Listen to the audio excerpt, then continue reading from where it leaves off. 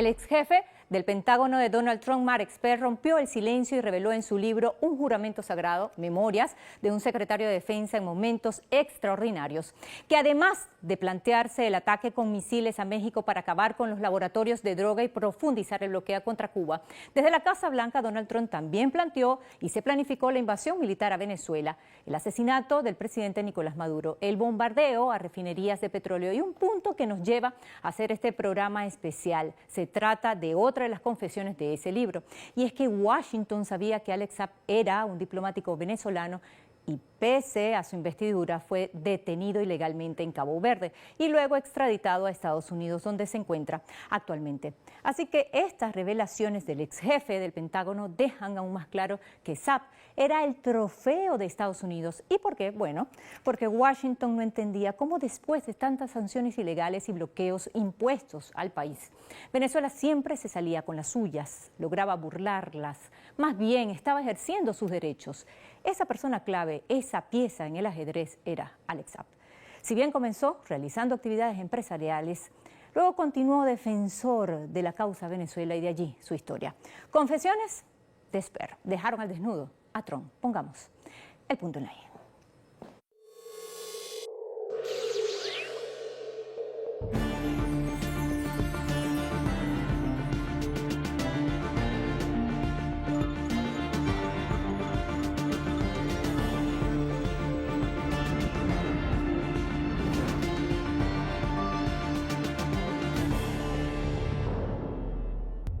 Una confesión del ex jefe del Pentágono de Estados Unidos, Mark Esper, en su libro titulado Un juramento sagrado, confirmó las intenciones de Donald Trump de invadir y asesinar al presidente de Venezuela, Nicolás Maduro. Afirmaciones que ya el gobierno venezolano venía denunciando en repetidas ocasiones. Certainly the last year of the administration, you have folks in the White House are proposing to take military action against Venezuela, to strike Iran. Esta agresión comenzó en el año 2015 con el decreto Obama contra Venezuela, que la declaraba como una amenaza inusual y extraordinaria contra la nación norteamericana. En este contexto, la administración del expresidente demócrata oficializó una serie de sanciones ilegales que fueron allanando el camino para el bloqueo comercial y financiero que le impidió al país suramericano la importación de alimentos y medicinas. El magnicidio en grado de frustración en el año 2018 y la autojuramentación de Juan Guaidó al año siguiente se uniría a esta agresión. Todas las opciones para derrocar al presidente Nicolás Maduro estaban sobre la mesa, incluida la salida militar. Así declaró en su momento el expresidente Donald Trump. Estas opciones guerreristas las recoge el exsecretario de Defensa Mark Esper en un capítulo de sus memorias. Según Esper, aunque Trump aludiera a nobles motivos, sus acciones contra Venezuela estaban enmarcadas en el interés que tenía sobre las reservas petroleras del país caribeño.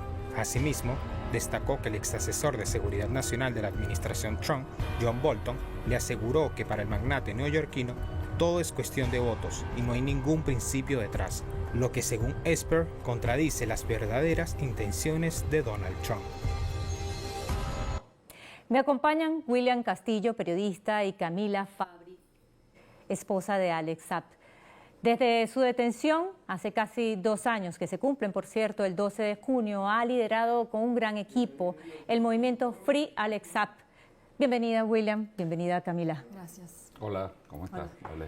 Bueno, para poner un poco en contexto, estas declaraciones de Esper, este libro, estas confesiones, ¿qué dejan al desnudo?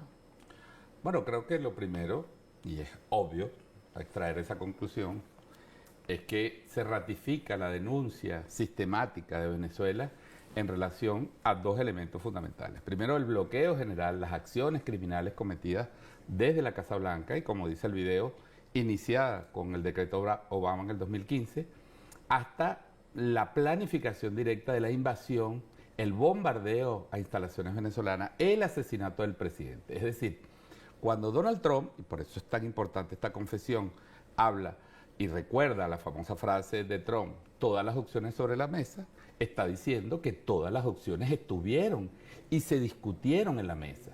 Se discutieron en la mesa del Consejo Nacional de Seguridad, se discutieron en la Casa Blanca con la presencia de Juan Guaidó, Julio Borges, Carlos Vecchio, su asesor Mauricio Claver Carón, actual presidente del Banco Interamericano de Desarrollo, y lo que Esper llama los halcones de Venezuela, es decir, una suerte de grupo de lobby que presionaba a Donald Trump, explotando lo que también Esper dice de la ambición de Trump y su obsesión con Venezuela. Y yo quiero decir ahí, para iniciar este programa, que esta no es la primera confesión.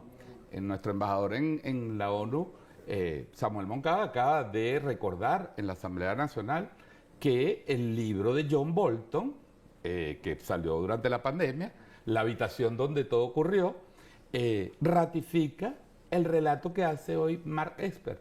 Es decir, existió, fueron hechos, y esos hechos están profundamente vinculados con el tema que vamos a desarrollar hoy, con la agresión a un país, con la agresión a su derecho a la alimentación, a la vida, a la salud, y con la judicialización y la violación de los derechos humanos de un diplomático venezolano. De tal manera que yo creo que no queda ya ninguna duda que estas confesiones, que son confesiones criminales, ratifican todo lo que estaba pasando en el país. Sí, además son denuncias que permanentemente se han hecho, y también, por ejemplo, Camila, esposa de Alex Saab, también lo venía refiriendo desde hacía muchísimo tiempo.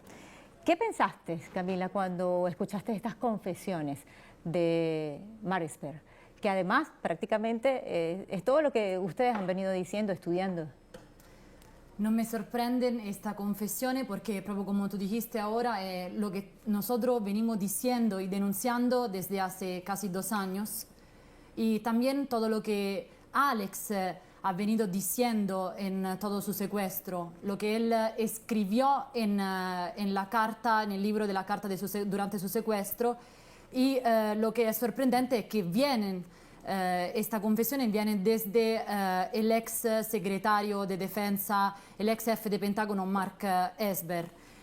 Yo quisiera leerle hoy un pequeño fragmento, porque lo que Mark Esper está admitiendo es que Estados Unidos sabía que Alex iba a una misión humanitaria a Irán para traer alimento, medicina y gasolina para el pueblo venezolano. Entonces esta es una confesión donde él está admitiendo que sabían. Aquí dice en este fragmento del libro: bajo la dirección de Maduro, Saab estaba en misión especial para negociar un acuerdo con Irán para que Venezuela reciba más combustible, alimento y suministro médico. El gobierno de Estados Unidos estaba buscando su extradición. Saab era una pieza muy importante y el acceso a él podría ayudar a explicar cómo funcionaban Maduro y su régimen. Era importante conseguir custodiarlo. Esto podría proporcionar una verdadera hoja de ruta para que el gobierno de Estados Unidos desentrañe los planes del gobierno venezolano. Jorge Arriaza dijo en este momento que la detención en Cabo Verde de Saab era violatoria de la norma y del derecho internacional. Comentarios como este asustaron mucho a los funcionarios del Departamento de Estado y de Justicia que estaban trabajando en este caso.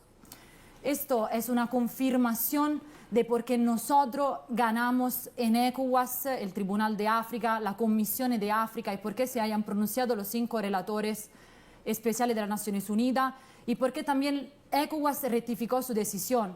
Aquí se trata de un caso totalmente político, un caso totalmente manipulado, sin sustento legal, y ellos usaron a Cabo Verde como una marioneta para cumplir todo lo que ellos querían hacer, sin algún sustento legal e ilógico. Aquí se trata y se habla de una verdadera lawfare.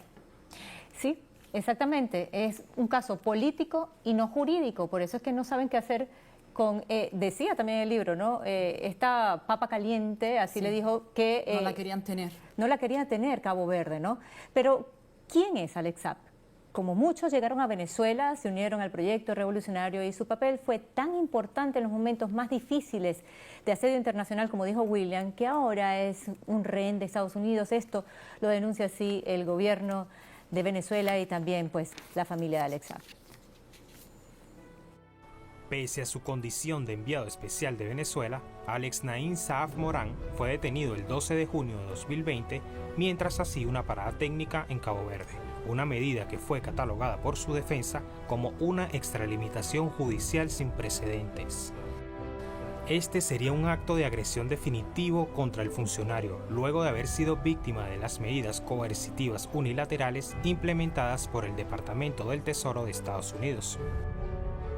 Alex Saab jugó un importante papel en la importación y distribución de alimentos, la compra de gasolina y repuestos para las refinerías afectadas debido a las consecuencias de la guerra económica y el bloqueo financiero impuesto por la Casa Blanca al país suramericano. Estas acciones colocaron al funcionario en la mira de las agresiones injerencistas del gobierno estadounidense. No obstante, pese a su perfil de diplomático y de las denuncias sobre el incumplimiento del debido proceso, el 16 de octubre Alex Saab fue extraditado a los Estados Unidos por el gobierno de Cabo Verde, una maniobra catalogada como un secuestro por motivaciones políticas, ya que no existen razones para su detención. Una campaña internacional ha crecido para exigir la liberación de Alex Saab. Instancias jurídicas, diplomáticas y de derechos humanos han destacado en repetidas ocasiones el carácter violatorio del derecho internacional respecto a la detención del diplomático. Bueno, Camila, William, hemos dicho que a raíz del decreto de Barack Obama en el año 2015 se diseñó una operación sobre Venezuela y comenzó una guerra. De hecho, el presidente Nicolás Maduro declaró el estado de excepción y emergencia económica en todo el territorio nacional en el año 2016 y dijo algo clave, que se haría lo que fuese para evitar el sufrimiento del pueblo venezolano. Y esto, William, era cualquier cosa, estrategias casi que clandestinas, y para eso utilizó piezas en el ajedrez. Una de esas piezas, Alex Saab. Esto no le gustó mucho a Estados Unidos. Escuchemos lo que dijo el ex jefe del Comando Sur, Greg Fowler, precisamente en momentos de esta detención y de la extradición de Alex Saab. Esto es muy revelador también. The sanctions, the evading sanctions, is a natural extension of the types of tactics, techniques, procedures that Maduro regime's been using to launder money, make money, gold, whether it's gold, diamonds, agriculture, the business enterprises that they use to buy off military loyalty and keep themselves in power. So the same types of interrelated evasion tactics, that's what they're using. Second countries, second, third countries, and front companies, cryptocurrency, money laundering. And so the key to putting more pressure on is in the financial realm and getting after the money flows. And we're working that space hard, but it's a complicated space to work in. William, podríamos decir insólito, ¿no? Porque, o sea, que Venezuela buscara alternativas para poder burlar las sanciones ya era atentar o pecar o obstruir las leyes de Estados Unidos, según lo que está diciendo o lo que dijo en ese momento el ex jefe del Comando Sur. ¿Cómo llega Alex Saab a ser diplomático? Esta figura es exclusiva, ocurrió en ese mismo momento, fue algo como se regó en los medios de comunicación que en ese momento de la detención es que apenas el gobierno de Venezuela movió todo para que él fuese diplomático. ¿Cómo llegó a ser? Sí, hay que recordar algo, fíjate, porque si contextualizamos podemos comprender mejor muchas de las cosas que han pasado.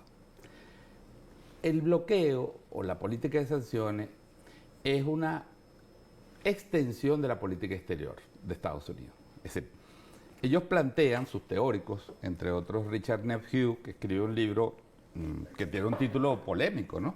El arte de las sanciones, que fue uno de los diseñadores del programa de sanciones contra Irán y diseña también, participa en el diseño inicial del programa de sanciones a Venezuela, sale durante 4 años de Donald Trump y hoy está de regreso a la Casa Blanca como asesor del presidente Biden. Pero quiero decir que ellos dicen, bueno, en vez de invadir un país, vamos a ahogar su economía, vamos a devastar su economía. Ellos lo ven incluso como algunos teóricos en las universidades estadounidenses lo ven como una alternativa buena. Pues dice, bueno, no mueren nuestros soldados, ¿verdad? No derramamos sangre de la juventud estadounidense invadiendo un país, devastamos, causamos dolor, sufrimiento, muerte y, como decía Obama, le doblamos el brazo a esos países. Esa es hoy la concepción que domina el uso de las sanciones y la agresión económica.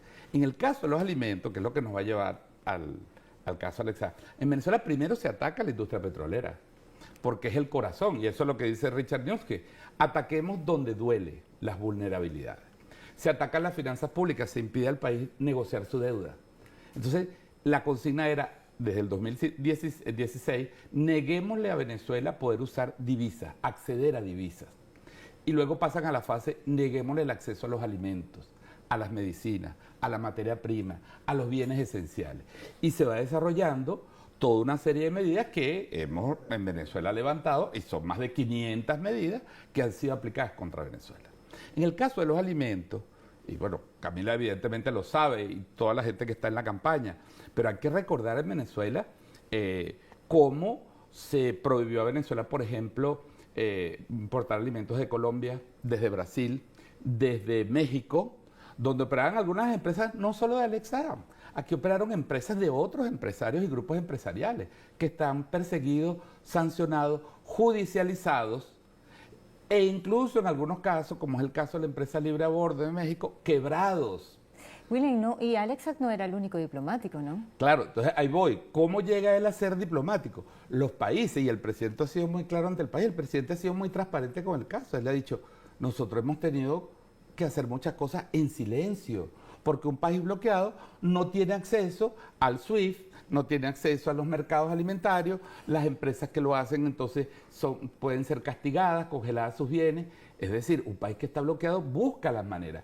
Y una de las formas de proteger a las empresas y a las personas que están contribuyendo con el país era dotarlos de un estatus diplomático precisamente para garantizar su protección. Como se garantiza a cualquier diplomático en el mundo. Camila, como se garantizó la protección a los diplomáticos durante la Segunda Guerra Mundial, porque incluso hay un derecho humanitario en la guerra que dice, podemos estar en guerra, pero un embajador tiene un privilegio especial de protección. Además, era una misión humanitaria la que Así venía es. Entonces su misión era iba a hacer. ayudar, como otras personas, incluso algunos nombres. Hay que recordar aquí el nombre de lo que sí se puede porque fue público, de Diego Armando Maradona. Sí. Maradona participó también buscando contactos para traer alimentos y fue también agredido. Lo que pasa es que a Maradona no lo iban a sancionar. Porque era Maradona. Porque era Maradona, ni lo iban a detener en un aeropuerto y menos encerrarlo y torturarlo. Hablábamos también de figuras como, por ejemplo, las que usa UNICEF, Naciones Unidas, para Angelina Jolie y toda esta gente, aunque guardando la distancia, digo. Claro, no, porque son casos diferentes, pero es cierto que los países, para atender ciertos problemas, le otorgan a ciudadanos un estatus diplomático precisamente para garantizar que puedan realizar esa función. Alexa no era un traficante de armas, no es un traficante de armas, como viajan por el mundo tranquilamente los warmongers, los lobbies de los armamentos, como hace la Asociación Nacional del Rifle en los Estados Unidos, que promueve abiertamente el uso y venta de rifles en cualquier supermercado de los Estados Unidos. Era un hombre que traía alimentos, combustible y medicina. Y hay una cosa muy importante que hay que recordar ahí, Camila, Madeleine. Las Naciones Unidas, no solo en pandemia, sino en su jurisprudencia tradicional, dice que a pesar de los conflictos del mundo, los sectores de alimentos, de salud, de medicina, deben ser respetados. Es decir, no se puede atacar el comercio. Tú estás en guerra y tienes que dejar corredores humanitarios para que las personas vayan a un sitio a comer. Pero que no se respetó nada, ni siquiera. Estábamos en plena pandemia. Así es. Entonces, bueno, eso es lo que lleva a Venezuela a proteger a Alexa, buscar su protección usando la Convención de Viena, usando los instrumentos diplomáticos que están a disposición de cualquier Estado soberano, y Venezuela lo es sin duda alguna, y violando las normas internacionales, violando el derecho internacional público, es detenido, torturado, violado todos sus derechos humanos y judicializado, y ahora convertido en un símbolo de nuestra lucha y nuestra resistencia, porque yo creo que hoy Alexa es un símbolo de la lucha y la resistencia del pueblo venezolano. Camila, a tu esposo lo han satanizado, la familia ha sido perseguida. ¿Qué hay de verdad, qué hay de mentira? No era su primera misión humanitaria. Un día te despertaste y ya estaba detenido. ¿Cuál fue tu impresión? ¿Qué pasó en ese momento? Una de las más terribles mentiras que han tratado de hacerle creer a la gente es como la derecha ha tratado de decir que Alex fue nombrado después de su secuestro el 12 de junio. Esta es una gran mentira porque el 12 de junio era su tercera misión, que ellos no le dejaron de terminar, pero él había cumplido 2 precedentemente con éxito. Y el Mark Esper lo reconoce en el libro, que sabían que él estaba en misión diplomática. Entonces, Alex fue nombrado diplomático 2 años y 2 meses antes de su secuestro, porque él fue nombrado el 9 de abril del 2018. Otra de las grandes mentiras que tratan de decir es que cómo es posible que un extranjero se vuelva diplomático de otro país. Entonces, hay muchos ejemplos en Venezuela y muchos ejemplos afuera, a nivel internacional, de cómo extranjeros se nacionalizan y se vuelven diplomáticos de un país que no es el suyo. Por ejemplo, hay Zúñiga, que es un hondureño, y él nació en Honduras y él es representante de los Estados Unidos para Latinoamérica. O hay Steven Seagal, que es un estadounidense y representante de Rusia. Pero solamente que la prensa lo meta en duda, porque esto lo están dudando, esta es una vergüenza, porque esta es una decisión soberana de Venezuela. Una de las otras mentiras que tratan de decir es que el nombramiento de Alex es un truco para enriquecer Venezuela, para enriquecer el gobierno. Entonces yo aquí quiero citar en el libro de la carta de Alex Saab desde su secuestro, él en una entrevista que dio hace uno de los primeros tiempos de su secuestro, dijo: aquellos que quieren atacarme a mí a Venezuela deberían informarse y entender la realidad de ser el objetivo de una extralimitación judicial sin precedentes. Por motivo político, antes de hacer comentarios frívolos, deberían entender la realidad del bloqueo económico y su repercusión en la vida de Venezuela. Deberían aprender cómo esto ha provocado un aumento masivo de los costos de transporte, seguro y logística. Nada de esto se menciona porque la prensa y la página web de pseudonoticias atraen a los lectores vendiendo historias sensacionalistas de corrupción y precios abusivos en lugar de preocuparse por los detalles del costo de los seguros o la disponibilidad de buques de carga que no estén amenazados con sanciones por Estados Unidos. Y lo que Alex está diciendo, el mismo Esper en su libro lo admite y lo confirma, porque dice: el 14 de agosto salió la noticia de que Estados Unidos interceptó 4 petroleros y confiscó 1.100 millones de barriles de combustible que transportaban de Irán a Venezuela. El gobierno de Estados Unidos ejerció su palanca para persuadir a los propietarios de los barcos, la aseguradora y a los capitanes para que entregaran su carga. Entonces, ellos están reconociendo de cómo ellos amenazaban la aseguradora, los barcos, los propietarios de los barcos, y cómo ellos no dejaron que Alex terminara su tercera misión. Pero ahora, irónicamente, mira tú la ironía, que ahora Estados Unidos necesita el petróleo venezolano. Sí. Y Venezuela, sin dudarlo, obviamente ejercitando una política de paz y de respeto, está dispuesto a hacer negocio con quien debe hacerlo. Claro, esto me lleva a preguntarte, ¿en qué estatus se encuentra el caso de Alex ahorita en Estados Unidos? ¿Qué va, todos estos argumentos, y esto es una prueba ya, supongo que va a ser utilizada por el equipo de abogados para decir, bueno, ¿qué más necesitan, no? ¿Cuál es el estatus ahorita? Alex es un diplomático venezolano y la Corte de Estados Unidos está determinando su estatus diplomático y su inmunidad. Es ilógico solamente pensarlo. Nosotros, la defensa de nosotros no es solamente la defensa hacia Venezuela, ma es la defensa también a la soberanía venezolana. Es la defensa al respeto de los pactos internacionales y de la estabilidad de la diplomacia del mundo. Pero nosotros nos encontramos, como estaba diciendo antes, nos encontramos enfrente de un caso totalmente político e ilógico. Por esto, la última audiencia que hubo el 6 de abril ante la Corte del Circuito 11, el Departamento de Justicia está diciendo el Departamento de Justicia está diciendo en esta audiencia esto: si alguna vez el señor Saab afirmó la inmunidad diplomática, en este caso yo creo que en general la pregunta es si esta afirmación del estado de enviado especial es simplemente una artimaña inventada por un estado canalla para permitir que un acusado escape a lo cargo penale en los Estados Unidos, para lo cual un gran jurado emitió una acusación válida. Claro, para ellos es válida porque ellos están extraterritorializando sus leyes. Este es el verdadero problema, porque en el 2018, cuando Alex fue nombrado enviado especial, Estados Unidos aún reconocía el gobierno del presidente Maduro. Bueno, Camila y William, esto nos da para hablar en la próxima parte, en el próximo segmento, sobre la incongruencia de la política exterior de Estados Unidos. Ya venimos. 100 maneras de hacerlo. 4 eventos, los distintos eventos de Expert. El 5 de febrero del 2020, en esa reunión muy grave, Trump ya no creía en Guaidó. Todos los informes de la CIA, él mismo dice, Guaidó no tiene popularidad, Guaidó no tiene futuro, el gobierno está unido, ahí no hay nada que hacer. Pero como Guaidó se le había acabado ese año y todos esperaban que se le acabara el gobierno, él le da como un nuevo empuje, pero él no cree personalmente en Guaidó.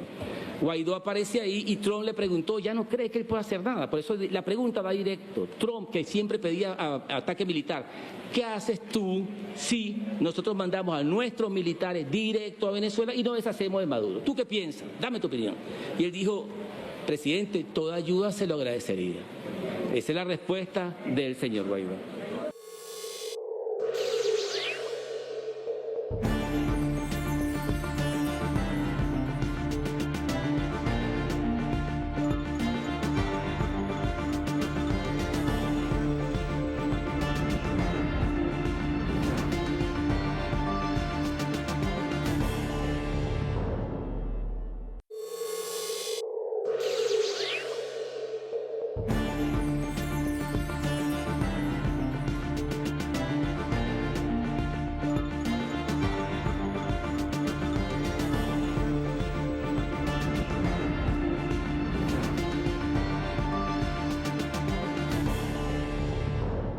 Continuamos con este programa especial de Punto en Ley.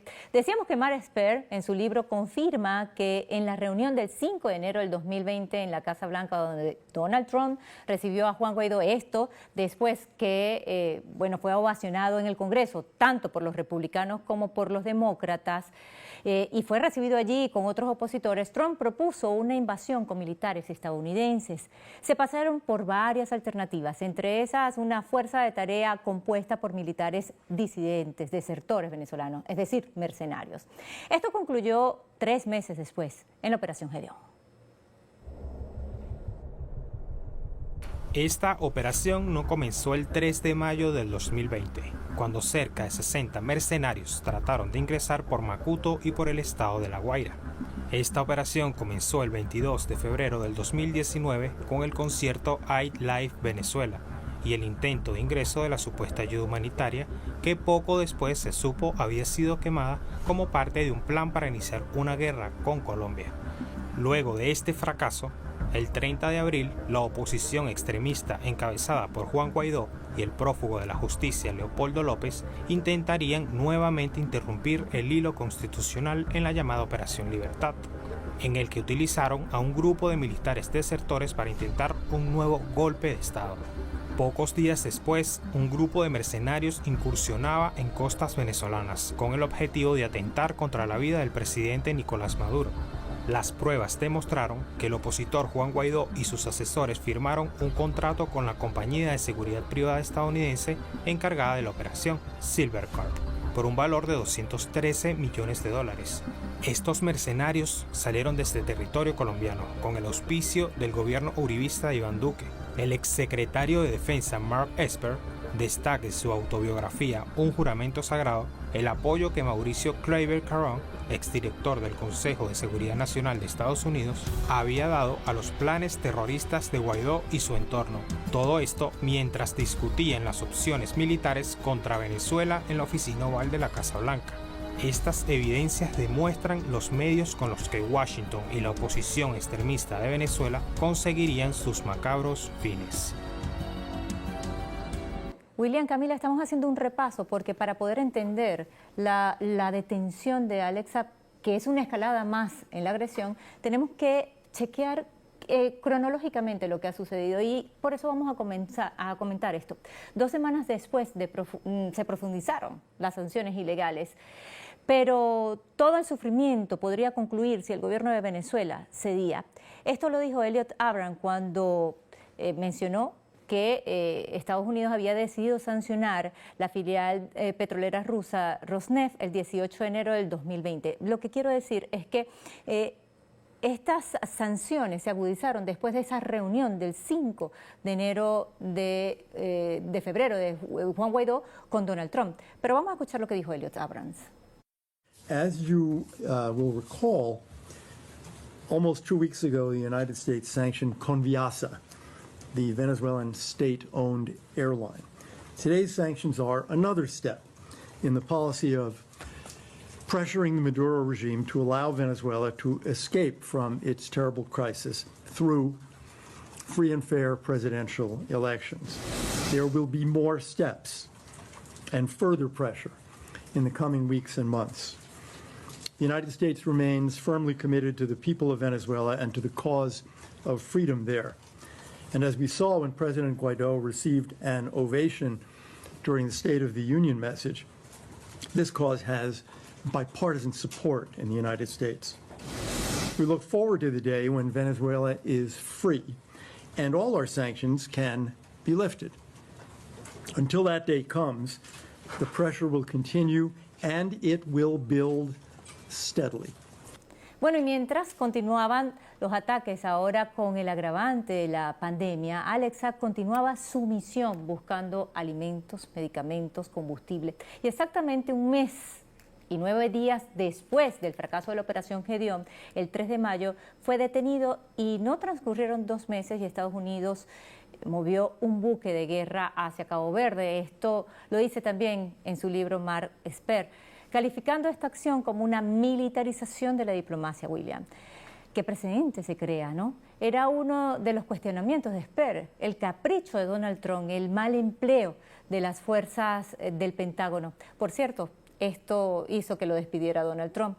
Y estábamos hablando antes de esto, William, precisamente de esta contradicción de la política exterior. Y fíjate cómo cronológicamente, ¿no?, van las cosas. Después de la Operación Gedeón, la escalada, más sanciones, la detención de Alex Saab, y luego de la detención de Alex Saab, un buque que ya vamos a hablar de eso, Camila. Sí, revisar esta historia es algo increíble porque si uno revisa los hechos, aparentemente todos son coordinados, ¿no? Lo que Esper revela, y si es nuevo en el debate, es que esos hechos eran fruto de un debate interno entre el sector que él dice lideraba él, el Departamento de Defensa, y el sector del Departamento de Estado dominado por lo que él llama los halcones de Venezuela.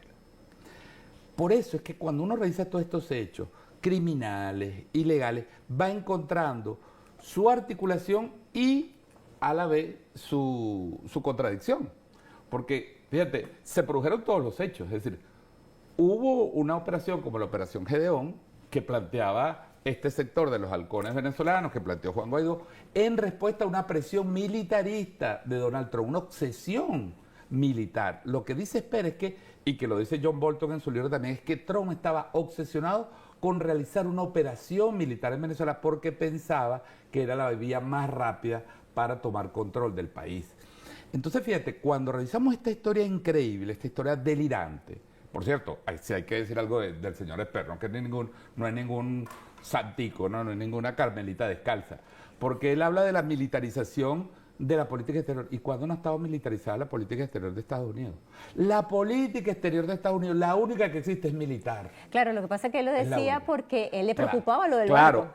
¿Cuál es el tema? Porque él decía, se quería instrumentar y ese es el golpe que le está mandando Esper a los intentos de Donald Trump a regresar a la Casa Blanca. Esto es pura política interna y geopolítica. Le manda un golpe porque dice, usted quiere usar el Pentágono para sus planes personales. Usted mandó barcos a Cabo Verde con gastos al presupuesto de Estados Unidos porque usted estaba obsesionado con Venezuela a pesar de que nosotros le decíamos que no lo hiciera.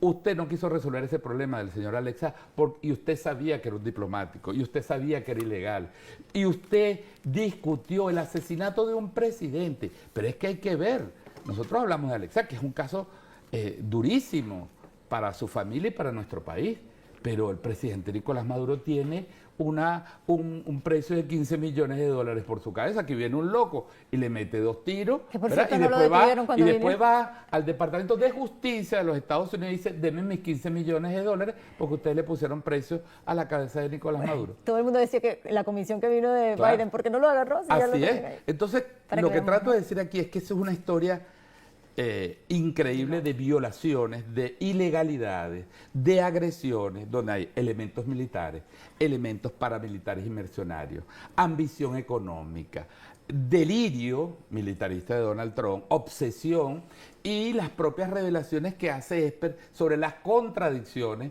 en su relación con la oposición venezolana. Fíjate, la descalificación que hace del grupo Juan Guaidó, la obsesión de Mauricio Claver Carón, repito, actual presidente del Banco Interamericano de Desarrollo, que desplaza a la representación legal de Venezuela de la silla del Banco Interamericano de Desarrollo, que hoy está metido en un lío, por cierto, de faldas. No quiero tocar ese tema aquí para no desviarnos del tema, pero está metido en un problema donde el propio directorio del Banco Interamericano lo está repudiando porque es un loco, es un tipo absolutamente delirante. Pero lo que quiero decir es que esa fue la política de Estados Unidos. Una política que, por una parte, trataba de guardar coherencia con sus propias órdenes ejecutivas y, por otro, usó todos los recursos ilegales, inhumanos, torturas a una persona, violaciones a sus derechos humanos, desacato de una orden de un tribunal multilateral como es el Tribunal Africano. Es decir, todas las opciones posibles eran todas las locuras posibles en este caso. Y en su momento, justo después de la detención de Alex Saab, recuerdo muy bien que Camila denunció que habían barcos alrededor de Cabo Verde y que eso además, lo dijo Mark Esper en su libro, tenía un costo diario, Camila. Así es. Yo aquí me traje una foto de este barco, el San Jacinto, Si quieres lo colocas para ver. un buque de guerra. Y el New York Times mismo lo dice que este buque de guerra, el San Jacinto, le costó con 393 marines a bordo, le costó $52,000 diarios. Pero esto no es solo lo que ellos se gastaron, porque los costos fueron mayores, porque además habían marines en toda la isla y más cosas. Pero lo más grave es cómo se llega a mover un buque de guerra hacia Cabo Verde, con cuál presupuesto, con cuál respaldo legal, cómo es posible, porque esta es una película.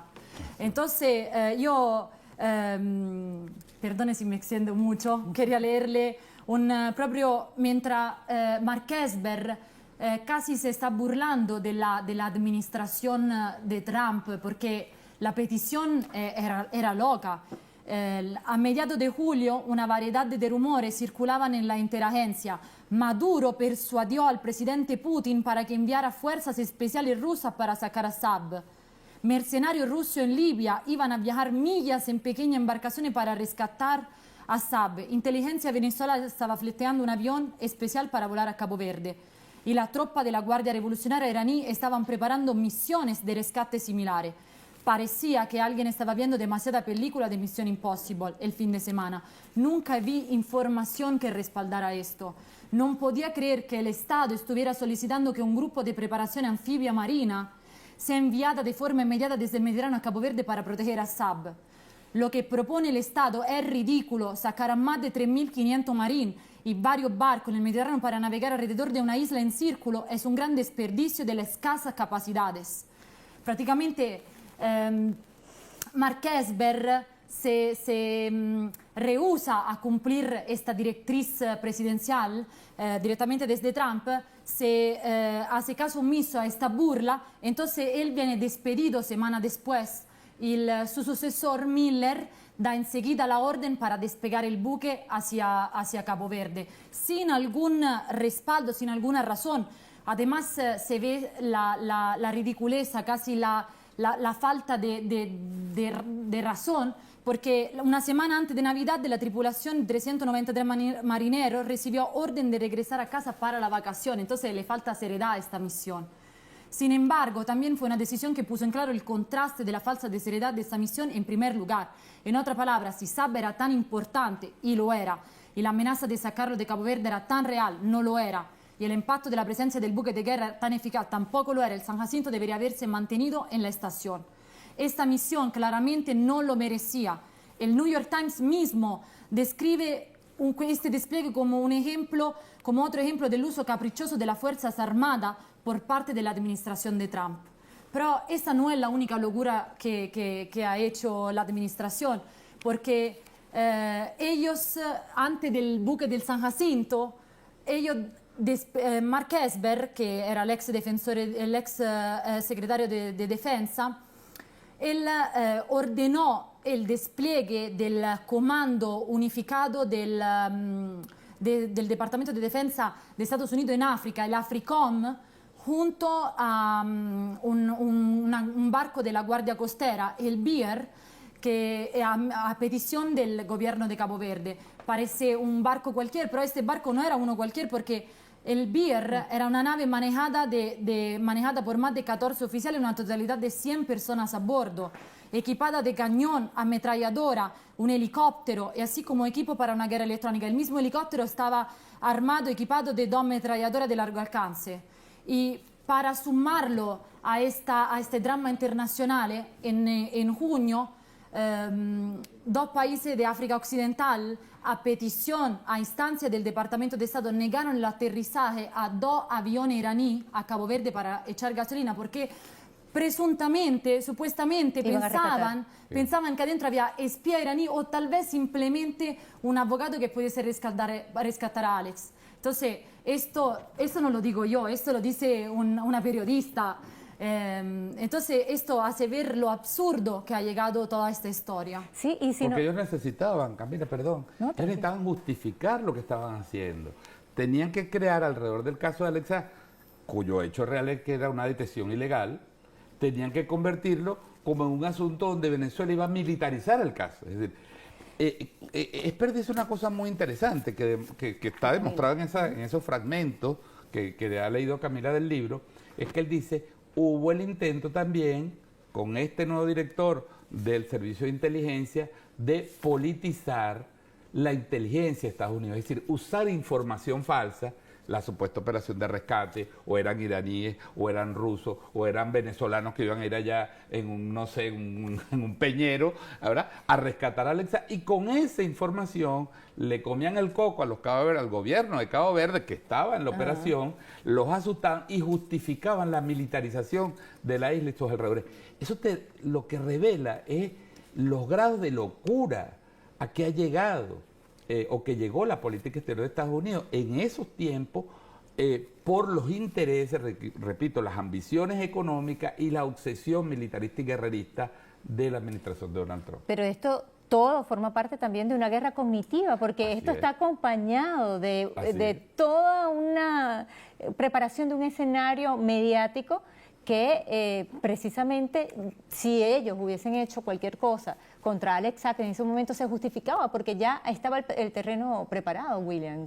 ¿Cómo funciona la guerra cognitiva en el caso de Alex Saab y de Venezuela? Sí, para todos los casos, y vale igualito para Venezuela y vale igual para el caso de Alex Saab, pero puede valer igual para Cuba, para Nicaragua, para Irán, para cualquiera de los casi 30 países que tienen medidas coercitivas unilaterales, que por cierto representan el 28% de la población mundial.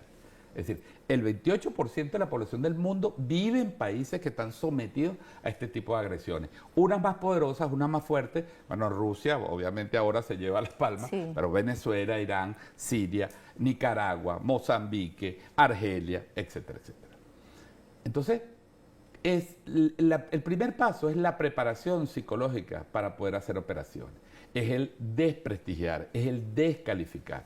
Y por eso hay la narrativa de esos medios prepagos de Estados Unidos, de los sites de la prensa net, libre, de esa prensa libre y de esos supuestos equipos de investigación, Armando Info y todo ese grupo de mercenarios mediáticos, ¿verdad?, que han actuado en el caso, que son pagados, que son operadores mediáticos de Estados Unidos para descalificar a las personas, al presidente de Venezuela, a su gobierno y por supuesto a las personas que están trabajando el tema con Venezuela. Y entre esos, por supuesto, fijaron en Alex Saab por la importancia de las operaciones que él estaba llevando a cabo y el impacto que eso tenía en un momento donde no había alimentos y el presidente Maduro diseñó un programa que hoy llega a más de 7 millones de familias para darle un refuerzo alimentario, un subsidio alimentario en medio de un bloqueo, de una escasez de alimentos. Entonces, primero la descalificación, como empresario, como extranjero. Testaferro, narcotraficante. Se incluye a su lavador de familia, dinero, se sí. persigue a su familia, se sancionan sus empresas,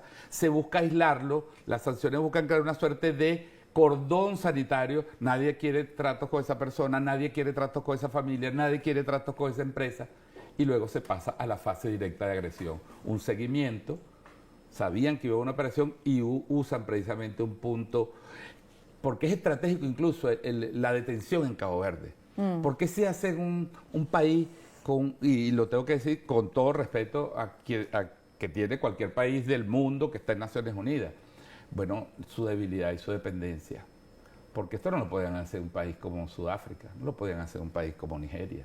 O sea, no lo pueden en un país donde los estados son fuertes, donde hay leyes fuertes, donde hay poder ejecutivo. Pero una isla donde tú le puedes poner un barco arriba y crearle una ilusión de que va a haber una invasión, puede suceder. Entonces, la destrucción en la dignidad, el ataque personal, es una de las cosas tampoco que no podemos olvidar de este caso. Y yo quiero ahí rescatar, o sea, el increíble valor que ha tenido Camila, su familia, en enfrentar esto, en enfrentar procesos inventados en Italia, en Europa, en Estados Unidos, para tratar de dañar la integridad moral también de las personas. Yo creo que eso es una cosa que nosotros como venezolanos, venezolanas, no podemos olvidar. Y forma parte, y hay que decirlo, forma parte de la campaña de agresión contra Venezuela. Ustedes han hecho en el equipo un análisis precisamente de las publicaciones que se hicieron antes, durante y después. Y hay que recordar que Alexa fue detenido 5 meses antes de las elecciones presidenciales de Estados Unidos que iban a ser en noviembre. O sea, Alexa fue detenido en junio. ¿Y luego? Yo quiero decirle que en Colombia y en Miami la derecha venezolana y la ecuatoriana no duermen si no habla a diario negativamente de Alex. Nosotros hicimos una investigación, voy a hacerla general, voy a tomar un pequeño caso. Por ejemplo, hay este pseudo periodista, tomo él como ejemplo porque supuestamente es un periodista de reconocido, y este último mes, el mes de mayo, él hizo en su cuenta de Twitter 72 publicaciones sobre Alex, más otras haciendo alusiones sobre Alex. Puede parecer que sea obsesionado por Alex, seguramente lo es, pero él es pagado por los Estados Unidos para desinformar a la gente, proprio para descalificar a Alex. Pero haciendo un ejemplo más general, si uno escribe en Google el nombre de Alex, salen 7.500.000 resultados, pero de artículos de prensa son 121.000. Y hace poco tú podías encontrar una noticia que contara la verdad sobre Alex, entonces no una noticia positiva ni negativa, neutral, que contara la verdad, la podías encontrar a la página número 9. ¿Quién llega a esta página 9? Nadie. Uno se sofirma en la primera y no llega ni siquiera a la segunda. Pero gracias al trabajo de periodista como usted y gracias a ustedes que luchan por la verdad, que quieren contar la verdad y están dispuestos, finalmente podemos encontrar un primer artículo neutral en la primera página y ya desde la segunda podemos encontrar varios. Pero esta guerra mediática es una guerra sin freno y sin lógica alguna. Y sin ninguna frontera moral.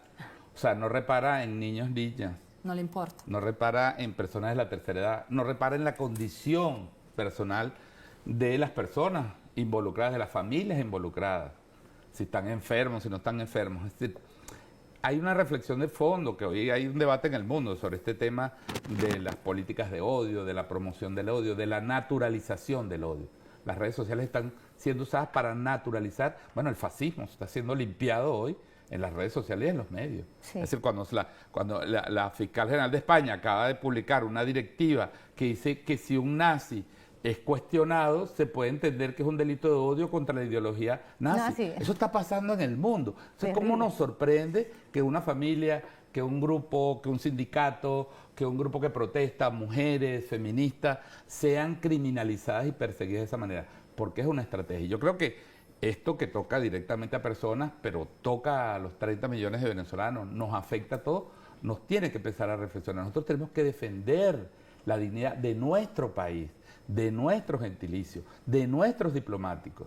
Hoy nuestros diplomáticos les cierran sus cuentas, los persiguen en aeropuertos, les chequean sus bienes personales cuando pasan una frontera, es decir, era la destrucción de la noción de Estado para, sobre la base de venderle al mundo que había un Estado destruido, arrasar con ese Estado, arrasar con ese pueblo. Tú dijiste algo, Camila, y también lo refería a William, y es que no se trata de Alex Saab, sino el fondo es Venezuela. Tú eres una mujer joven, una esposa joven, 2 niñas, todo tu entorno es de jóvenes. ¿Cómo en lo humano Camila ha asumido esto?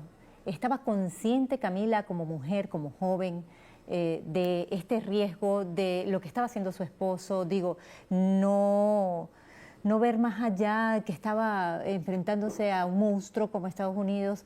¿Y cómo cambió esa Camila antes y cómo es la Camila de ahora?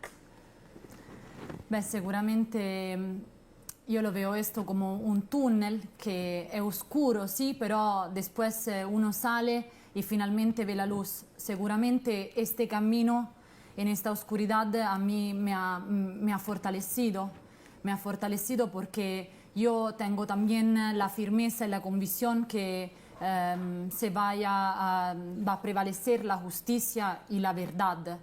Y obviamente el coraje y la fuerza lo saco del amor que pruebo por Alex.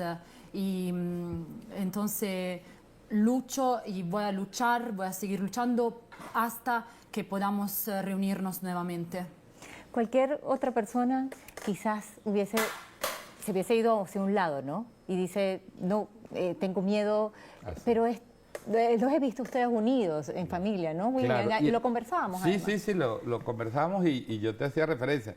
Uno está, y lo digo, aquí está Camila, a quien conozco recientemente también, lamentablemente por esta circunstancia familiar y política y del país.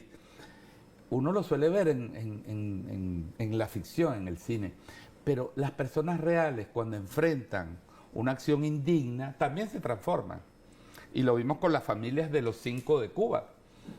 Mujeres profesionales que estaban, y de pronto sus esposos estaban cumpliendo una misión, ellos estaban cumpliendo una misión de Estado, y de pronto lo hemos visto con las familias, con los amigos de López Rivera. Es decir, la lucha transforma a las personas y hace que lo mejor de las personas salga a flote y haga frente. Yo creo que si mantenemos vivo ese espíritu de lucha, y además de las acciones políticas, diplomáticas, de toda la estrategia del Estado venezolano, nosotros vamos a tener a Alex Saab en Venezuela. Porque creo que no solo es sus derechos, y no solo es la verdad, no solo es la justicia. Yo creo que también tenemos que dignificar la resistencia, la lucha que han dado todos los que están a su alrededor. Y yo creo que eso es un mensaje también muy positivo para nuestro país. William, ya vamos a finalizar. Y Alex Saab está allí en la mesa de diálogo. Por haberlo extraditado, se rompió la mesa de diálogo. Se retoma nuevamente la mesa de diálogo en México y una condición inamovible del gobierno de Venezuela es la liberación de Alex Saab y que esté además dentro del tema social. Brevemente, ¿qué se puede esperar? Y Camila, tu mensaje final. Mira, muy brevemente, yo creo que más claro como ha sido recientemente nuevamente el jefe de la delegación de los diálogos en Venezuela, el diputado presidente de la Asamblea Nacional, Jorge Rodríguez, es difícil ser más claro que eso. Es Estados Unidos el que se metió en este problema. Es Estados Unidos el que saboteó el diálogo. Es Estados Unidos el que se niega a reconocer la existencia de la presencia de Alex Saab como diplomático de Venezuela y como representante de Venezuela. Es Estados Unidos el que tiene que resolver eso. No soy yo el negociador. Yo ratifico y avalo la conducta del presidente Nicolás Maduro, su liderazgo en la conducción de las conversaciones con Estados Unidos y con los países del mundo de la política exterior de Estados Unidos. Pero es evidente, ya lo ha dicho el presidente, lo ha dicho Jorge Rodríguez, lo ha dicho la vicepresidenta, que Alexa forma parte de esa delegación y tiene que ser incluida en los diálogos, y eso tiene que modificar su estatus judicial en los Estados Unidos. Y yo creo que eso es lo que tenemos que apoyar todos los venezolanos y venezolanas de bien. Camila. Yo creo que Estados Unidos no se esperaba la resistencia, la firmeza, la valentía de Alex, y también no se esperaban la solidaridad nacional e internacional que ha ido creciendo alrededor de Alex y alrededor de Venezuela. Entonces mi mensaje es de fuerza para que sigamos luchando contra esta injusticia, porque las mentiras están cayendo por su propio peso y la verdad está ganando un paso cada día más. ¿Tienes la esperanza que pronto entonces esté con ustedes? Así es. Sí. Muchísimas gracias, William. Muchísimas gracias, Camila, por estar en este programa especial de Punto en la I. El libro del ex jefe del Pentágono dice textualmente que el interés de Donald Trump no era precisamente los derechos humanos del pueblo venezolano, sino como empresario su interés principal era el petróleo. Y la oposición radical venezolana se prestó para ese juego. Así que la obsesión de Trump por sacar al presidente Nicolás Maduro responde al interés de Estados Unidos por controlar los recursos y la política en Venezuela. El caso de Alex Saab no tiene precedentes en la historia diplomática mundial. Es un caso único de violación al derecho internacional hacia un diplomático debidamente acreditado por una nación. Y Estados Unidos abrió una nueva peligrosa etapa en la diplomacia mundial, rompiendo con las reglas del orden internacional que da paso al ojo por ojo y al diente por diente.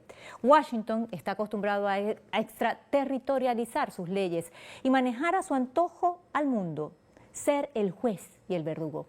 Pero no todo está perdido. Una nueva geopolítica se está moviendo. Un nuevo orden mundial está naciendo para rescatar los principios del derecho internacional y que no ocurran más casos como los de Alex Saab. Pusimos el punto en la I.